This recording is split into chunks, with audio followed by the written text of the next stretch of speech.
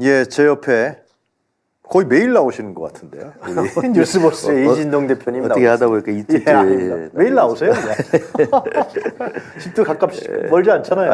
한 30분 정도 그래요? 네. 자, 우리 이진동 기자께서 예견하신 대로 어제 12월 19일 날 역사적인 판결이 이루어졌습니다. 저는 그래도 기각 쪽에 좀 무게를 뒀었는데 설마. 그렇죠. 근데 기각 쪽에 무게를 두면서 워낙 침대 축구 하듯이 했기 때문에 약속 대련하지 않았습니까?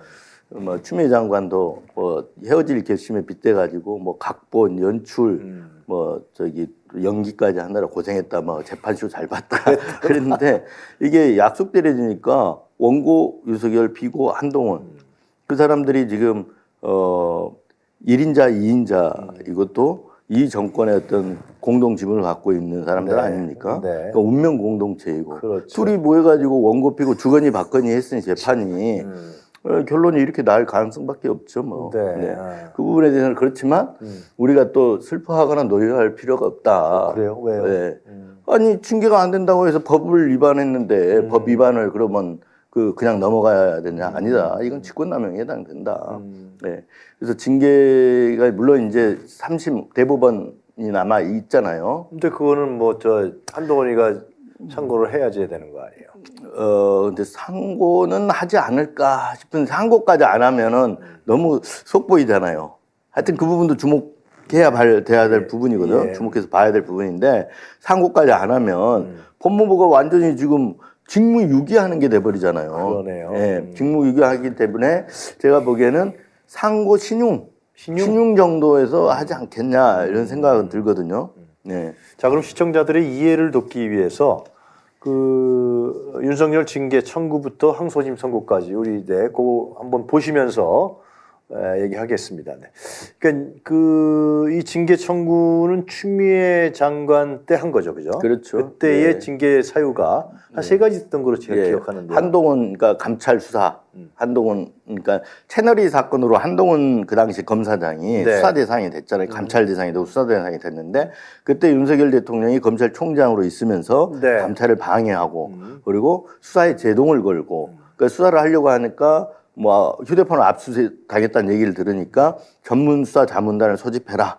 그래가지고 이 수사에 제동을 거는 듯한 모습을 보였고 인권부로 옮기라 그러지 그걸 이제 감찰을 들어가니까 인권부에서 해라. 이것들이 감찰 방해, 수사 방해, 수사 방해로 묶여 있고 그리고 이제 대검 고발 사주와 관련된 대검 수사정보정책관실 있지 않습니까? 네, 손준성이. 거기를 통해 가지고 그 재판부 주요 사건 재판부에 판사들의 어떤 동향 이런 거 움직임 이런 거를 갖다가 모았던 문건을 뭐 반부에 이렇게 배포했다든가 판사 사찰했다라는 거죠. 그렇죠. 그러니까 그 문건을 모았다는 것 자체는 이제 조사했다라는 거잖아요. 그래서 반부패부 이게 배포하고 이런 세 가지 건으로 지금 이제 세 번째는 정치적 중립에 대한 거죠. 네, 근데 이제 그 인정된 건 아까 말했던 세 가지. 두 가지. 세 가지. 세 가지. 예.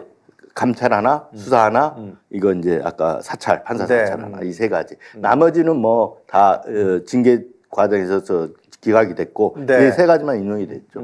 예. 그리고 1심에서 그게 다 인용이 돼서 정직 2개월도 징계 양정으로 볼 때는 정직 2개월도 가볍다라는 게 1심 판단이었거든요. 면직도 가능하다 그랬던 그렇죠. 거 같아요. 면직까지 가능하다. 징계에 이제 기준들이 있을 거 아닙니까? 이런 사안을 어떻게 징계하고 있는데 그런 어떤 양정 기준으로 볼 때 면직까지 가능하다. 그렇게 나왔었죠. 1심에서는. 그런데 이번에 2심에서 이 징계 사유에 대해서는 전혀 건드리지 않았습니다, 판사가. 그건 왜 그런 겁니까? 보통은 이게 이제 징계 사유에 의해서, 그러니까 추 장관이 얘기한 거는 징계 사유 세 가지 부분에 대해서 이게 징계가 맞다라고 해서 1심에서 2개월도 부족해, 면직도 가능하다 그랬는데 2심 재판부는 이 문제에 대해서는 터치도 안 했어요. 왜 그러니까 이제 원래 그래요. 원래 그래요? 그러니까 이런 이제 징계 문제가 있을 때는 뭐냐면 절차를 따지고 첫 번째 절차를 따지고 절차를 따진 다음에 절차가 정당하다. 그러면 두 번째로 아까 말했던 사유를 따지거든요. 그래서 1심 판결도 그렇게 돼 있어요. 앞부분이 징계 절차 문제 없어. 그리고 사유 이런 거 1, 2, 3. 그 사유 징계 사유에 해당이 돼. 네. 이게 1심 판결 구조거든요. 근데 2심 판결로 와가지고 징계 사유는 이제 절차가 정당해야 따지는 거란 말이에요. 그러니까 징계 절차만 갖고 해버린 거죠. 네. 근데 이 징계 절차만 갖고 했다라는 거는 징계 절차에서 지금 판사가 이거는 저 위법하다 이렇게 판단했잖아요. 네. 이거 자체가 법무부가 대응을 안 했다라는 거예요. 아. 그러니까 이게 판결문이 아직 안 나왔어요. 예. 판결문이 아직 안 나왔기 때문에 판결문을 봐야 알겠지만 네. 어제 그 보도 자료는 냈더라고요. 어제 보도 자료. 어디 있어요? 법원에서. 네, 보도 자료 보면 뭐라 그렇습니까? 절차에서 이제 제일 중요한 게 이 검사의 징계 청구권자는 검찰총장이에요. 근데 검찰총장에 대한 징계 청구권자는 법무부 장관이에요. 그렇죠. 네. 근데 징계 청구권자는 징계 이렇게 뭐랄까 심의 직무에서 배제하도록 돼 있어요. 그렇겠죠. 검사징계법에 징계 청구권자. 그러니까 검사 같으면 검찰총장이 이제 배제가 되는 거죠. 그래 객관적으로 한다. 뭐 그런 그렇죠, 거겠죠. 그렇죠. 근데 검찰총장의 징계 청구권자는 법무부 장관이잖아요. 네. 근데 징계위원회 위원장은 법무부 장관이에요. 그래서 법무부 장관이 근데 이제 그때 고기영 차관이 갑작스레 차관인데 이제 차관도 징계위원 멤버거든요. 네. 사의를 표명하니까 변동이 생긴 거잖아요. 그래서 심의 기일을 갖다가 좀 늦춰요. 원래 12월 2일인가 되는 12월 10일로 늦춰요. 네. 네. 그러니까 이 늦추는 행위를 누가 했냐? 이 징계 위원장이 하는 거예요. 위원장의 권한이에요. 어쩔 수 없잖아요. 네. 그래야지. 권한인데 징계 청구권자가 또 추미애 장관, 법무부 장관이란 말이에요. 그러니까 이걸 갖고 그러면 징계 청구권자를 배제하기로 돼 있는데 왜 안 했냐? 이게 위법하다 한 게 어제 2심 판결이에요. 아니 징계위원회가 못 열리는데 그렇게 해서 늦춘 건데. 바로 그 지점이에요. 그래서 1심 판결은 어떻게 봤냐? 징계 청구권자를 배제하기로 한 거는 그러니까 위원장의 어떤 직무 전체를 갖다가 배제하라는 게 아니고 그렇죠. 심의 의결할 때 그러니까 객관적인 어떤 어떤 선입견이 들어가면 안 되잖아요. 네. 그런 걸 배제하기 위해서 심의 의결에서 배제하는 거다. 이렇게 이게 1심 판결이에요. 네. 근데 2심대로는 위원장인데 징계 청구권자인데 심의 기일 연기하고 이렇게 하는 거는 개입한 거다. 네. 이렇게 봐버린 거죠. 그래서 어제 참여연대가 어제 논평을 이렇게 냈어요. 뭐라고 했습니까?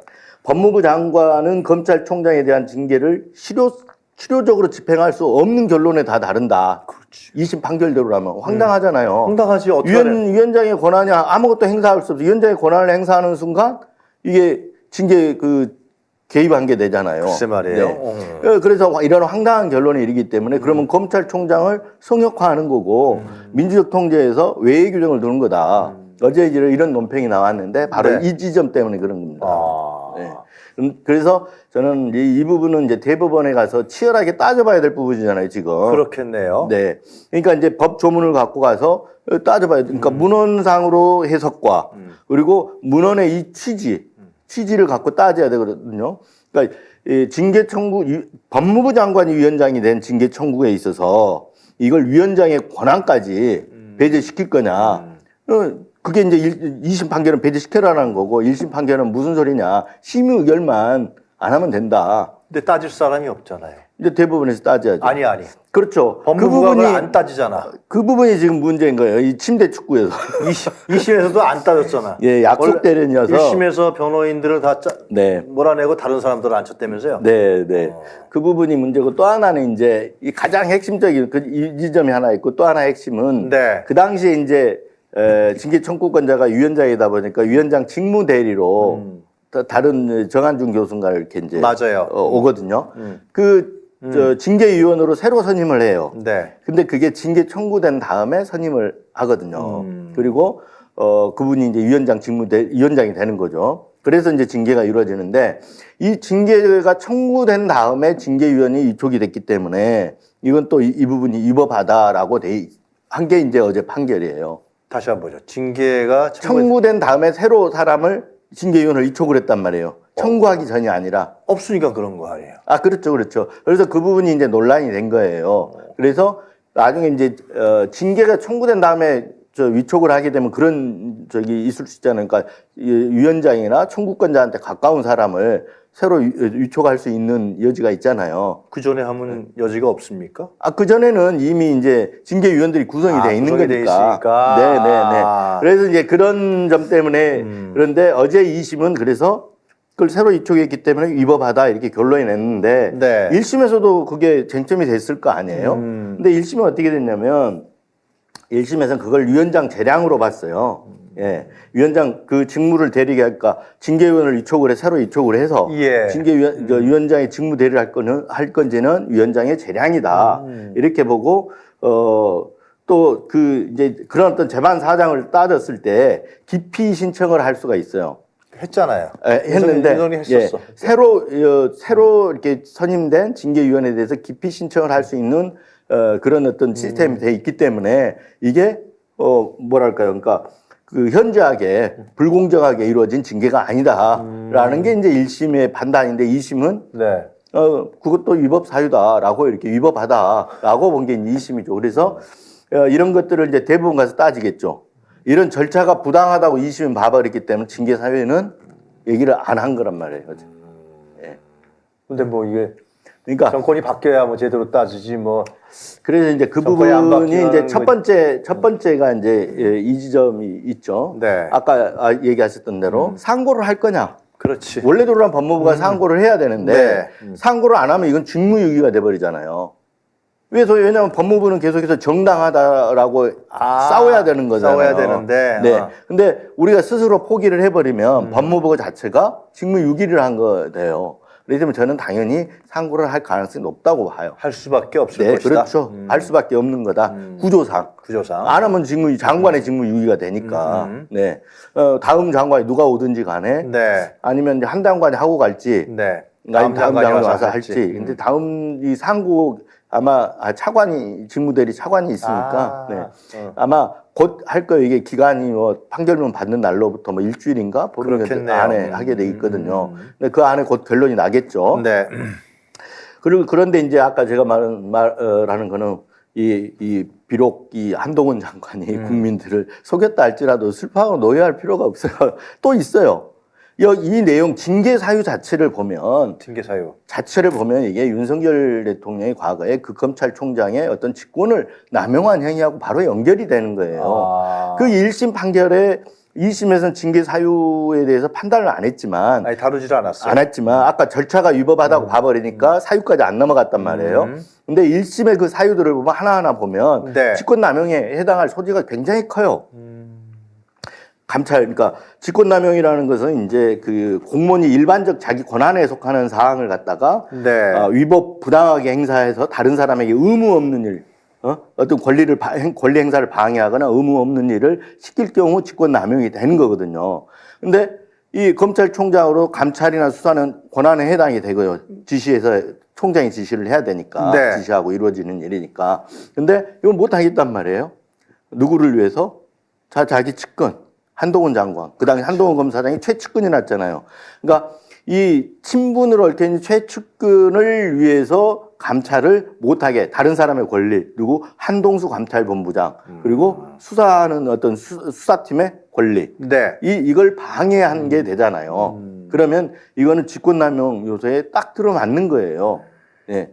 지금 그래서 저는 이렇게 봐요. 이게 이제 대통령이 재직 기간 동안에는 형사소출을 못 하잖아요. 그렇죠. 네. 그렇기 때문에 지금은 아닌데 그래서 공소시효가 정지돼 있어요. 끝난 다음에 여기에 대한 누군가가 고발을 한다거나 하면 이건 당연히 수사가 돼야 될 가능성이 있고 그러네요. 저는 이런 부분에서 나중에 특검을 해야 될 가능성이 있다고 봐요. 특검을 해야 된다고 봐요. 이거요? 그렇죠. 과거에 이제 전직 대통령에 관한 사항이 될 수도 있고 아니면 이런 반복도 있어 사실은 특검을 해서 전례가 있잖아요. 박근혜 대통령도 현직 때 했단 말이에요. 특검이. 이명박도 현직 때. 네, 현직 때 특검이 들어갔단 말이에요. 특검을 저는 해야 된다고 봐요. 특검을 해서 나중에 기소는 나중에 하더라도 그렇지. 네, 해야 된다고 보는데 이 부분을 거론을 안 하더라고요. 왜? 그럼 검언 유착 사건과 고발 사주 사건도 사실상 특검으로 제대로 밝혀야 되는 거 아닙니까? 당연하죠. 고발 사주하고 검언 유착 사건 동전의 양면 같은 맞아요. 거거든요. 그래서 고발 사주 사건 하면은 당연히 이제 검언 유착 사건이 따라 들어오는 거죠. 네. 고발 사주 사건도 대통령에 관한 일이고 현직 법무부 장관의 그 당시 배우로 의심이 됐지 않습니까? 그리고 그거 나오지 않습니까? 거기에 그렇죠. 김건희. 그래서 이번에 1심 판결이 나오면 이제 그 앞두고 있잖아요. 1월 12일로 곧 안 남았어요. 얼마 안 남았어요. 1심 선고. 고발 사주 순준성. 네, 네. 나와서 만약 유죄로 인정될 경우에는 예. 그또 이제 바로 왜냐하면 대검 수사정보정책관이라는 자리가 검찰총장 지시만 받는 자리예요. 수족 같은 자리라면서요. 수족 이건 눈과 귀 역할을 하면서 그렇기 때문에 만약에 유죄가 나온다면 그럼 넌 누구 지시를 받아서 했어? 이게 될 거 아닙니까? 그렇죠. 네. 그래서 그런 부분이 이제 제기되고 그렇다면 저는 공수처에서 무혐의 처분을 했지만 이걸 특검으로 규명할 필요가 있다 이런 생각을 하죠. 대통령에 관한 사항이잖아요. 검언 유착 사건은 채널의 이동재 기자가 무죄로 나왔다는데 그 왜 그런 겁니까? 그 부분하고 그건 다르죠. 그러니까 그러니까 그 강요가 안 됐다라는 건 강요 미수죄란 말이에요. 그러니까 그 저기 뭐죠?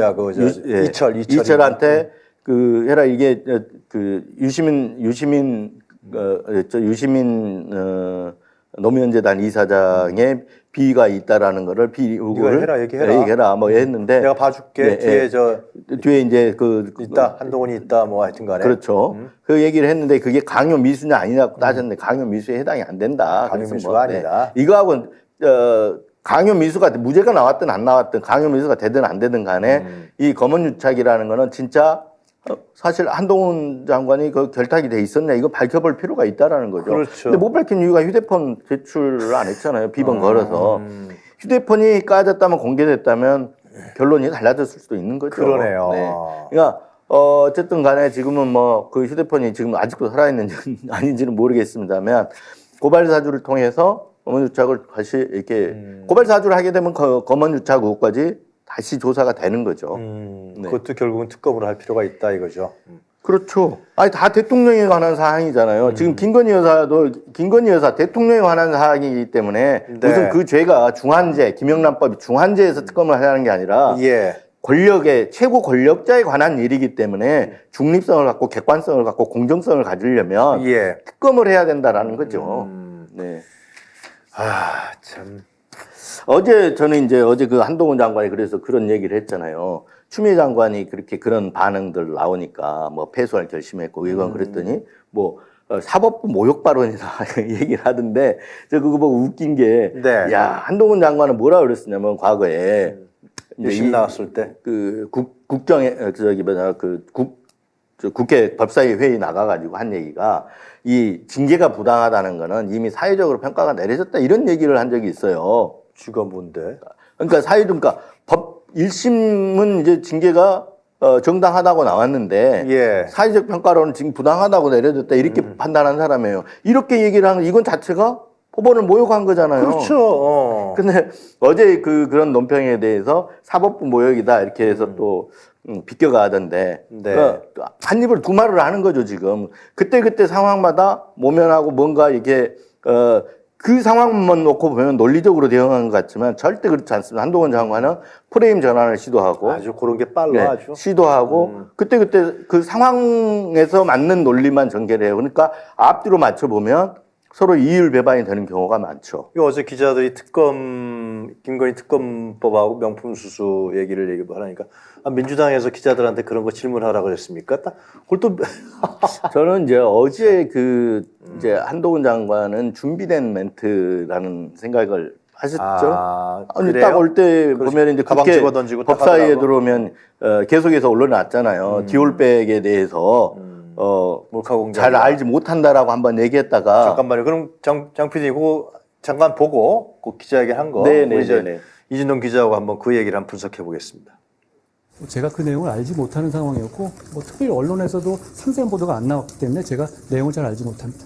그 내용들을 제가 보면은 일단은 이 몰카 공작이라는 건 맞잖아요. 그 몰카 공작의 당사자인 서울의 소리가 고발했던데요. 그럼 우리 시스템에 맞춰서 법과 원칙에 따라 수사가 진행돼서 처리될 거라고 생각합니다. 민주당이 저한테 꼭 그러고 물어보라고 시키고 다닌다고 그러던데요. 여러 군데다가. 법 앞에 예외는 없어야 합니다.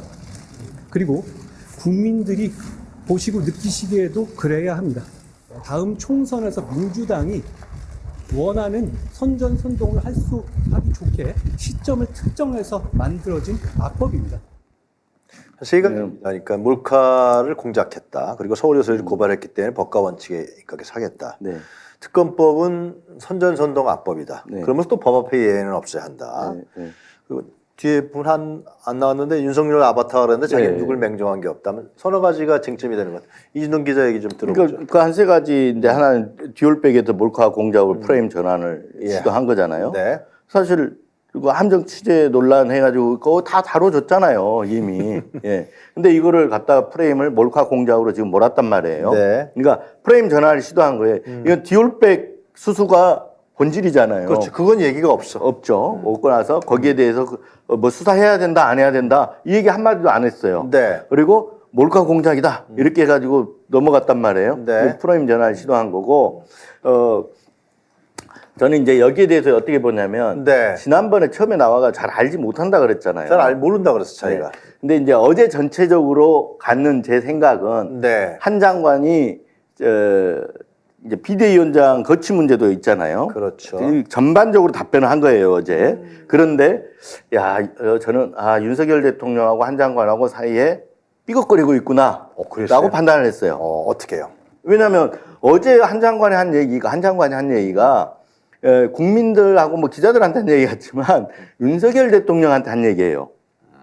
저는 그렇게 판단을 하거든요. 자기 맹종하지 않는다 그 얘기. 아니 그 부분 말고 말고? 그 부분은 이제 그 국민의힘 쪽에 이게 비대위원장을 우려하는 쪽에 너무 대통령실하고 유착되는 거 아니냐 이렇게 보는 쪽에다 이제 나 맹종하는 사람 아니다 그 부분은 그쪽에 신호를 준 거고 네. 나머지 모든 얘기들은 나 비대위원장 해도 괜찮습니다. 윤심 실어달라 이 얘기를 한 거예요. 그러니까 윤 대통령이 아직 비대위원장을 마음속으로 결정을 안 한 것 같아요. 그래요. 네. 그러니까 뭐 김한길 얘기도 나오고 또 한동훈 얘기도 계속 나오고 언론에 근데 흘리고 있으니까. 제가 알기로는 법조인들은 한동훈 장관 너 왜 정치하려고 하냐 윤석열 대통령이 이런 생각을 한대요.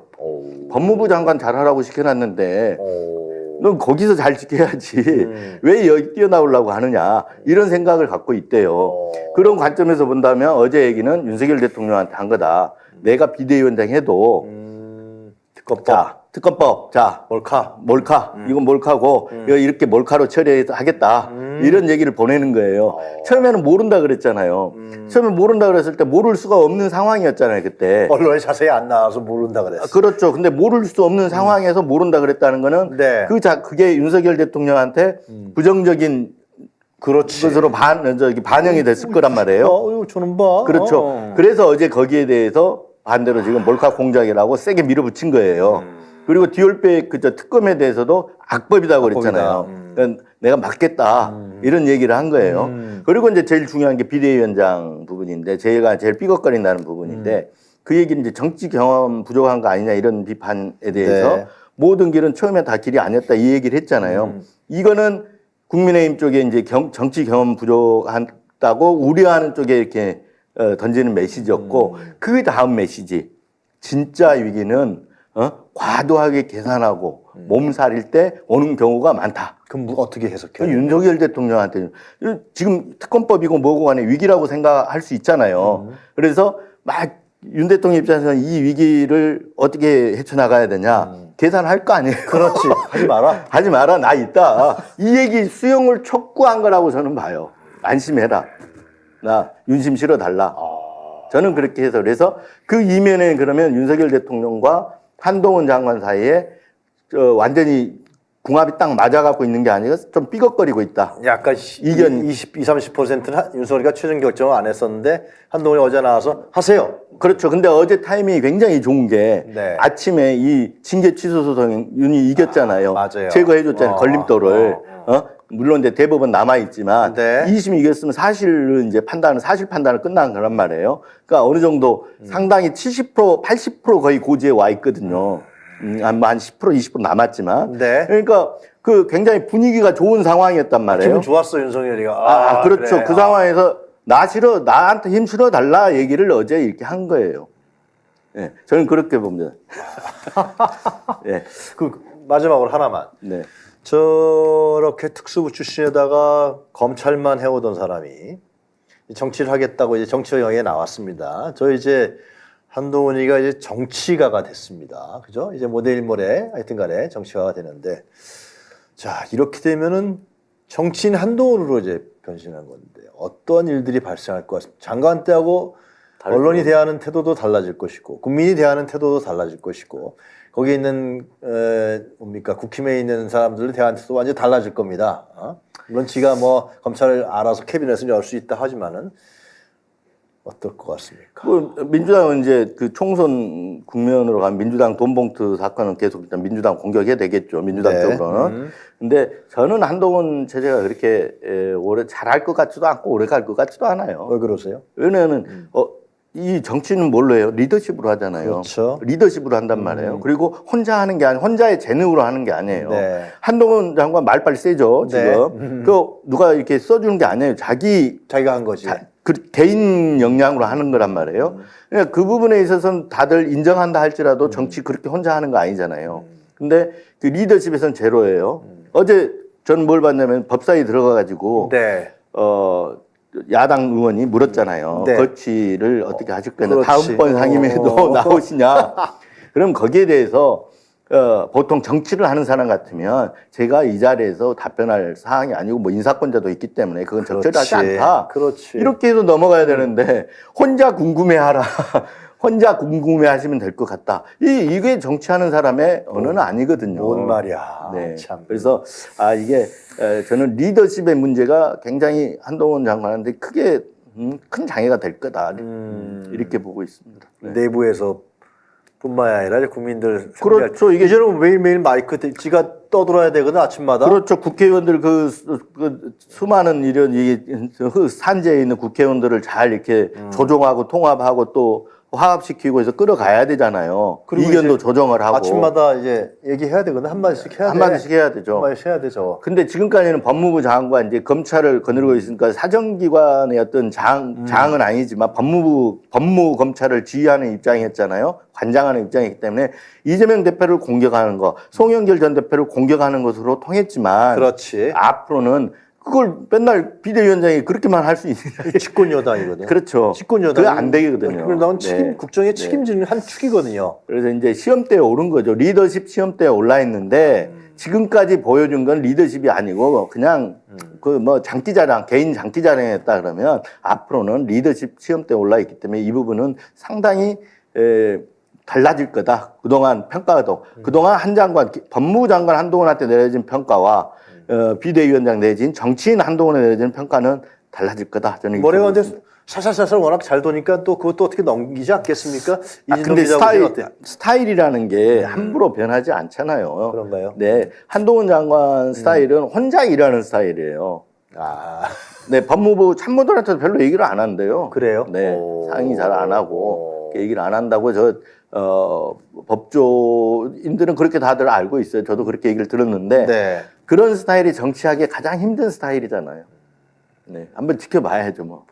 예, 장기를 또 발휘할 수 있을 건지. 그러면 어젠가 우리 변희재 대표가 얘기한 대로 네. 무슨 뭐 6.29 선언 뭐 그런 식으로 해갖고 또 이제 뭐 김한길, 이낙연, 이준석 뭐 금태섭 딱 합치는 뭐 그러한 전국 전환 같은 것들이 없을 것 같아요. 왜요? 아니, 어제 했으면 어제 김건희 특검법에 대해서 얘기를 했겠죠. 근데 아까 또 6이라는 거에 대해서 제가 얘기를 하면 오늘 아침 조선일보 일면이 그래요. 뭐예요? 김건희 특검법 총선 후 급부상 이렇게 나왔어요. 한동훈이 뭐 그거 제기한 게 아니잖아요. 어제 그렇게 제기한 게 아닌데 이게 이제 한동훈이 악법 총선 시점에 맞춰서 특검을 하게 돼 있었다라고 하면서 그걸 악법이라고 하니까 조선일보가 일면에다가 그 막 지금 뭐가 급부상이에요? 급부상한 게 아니잖아요. 국민들은 70% 지금 하라는 거잖아요. 근데 이게 이제 위기 신호로 보는 거죠. 왜 특검이 돼버리면 총선 자체가 지금 국민의힘 입장에서 굉장히 불리하잖아요. 그래서 코치를 한 거라고 저는 보여집니다. 그러면 재의결을 막아라, 동훈아, 네가. 근데 제휴기를 막을 수가 있냐? 없어요. 그러니까 지원 사격을 하는 거죠. 왜 막을 수 없다고 보십니까? 예를 들면 이제 어제도 얘기했지만 언제 제휴기를 할 거냐? 이 부분은 이준석 전 대표도 얘기를 했지만 이 국회법이나 헌법에 이게 정해진 게 없어요. 재의결. 거부권 행사했을 때 재의결 시점은 뭐 지체 없이 하라는 등, 뭐 열흘 안에 하라는 등 이런 게 있어야 되는 그 규정이 없기 때문에 민주당이 통과될 만할 때 하면 되는 거예요.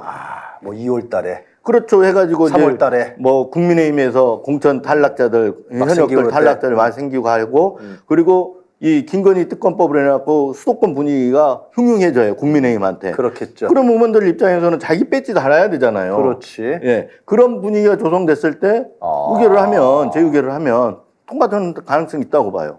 김진표가 말을 들을까요? 또 김진표도 또 장난치는 거 아니야? 제가 듣기로는 김진표 의장도 이 부분에 있어서는 국민 70%가 원하기 때문에 해야 된다는 생각을 하고 있다고 들었어요. 그래요. 네.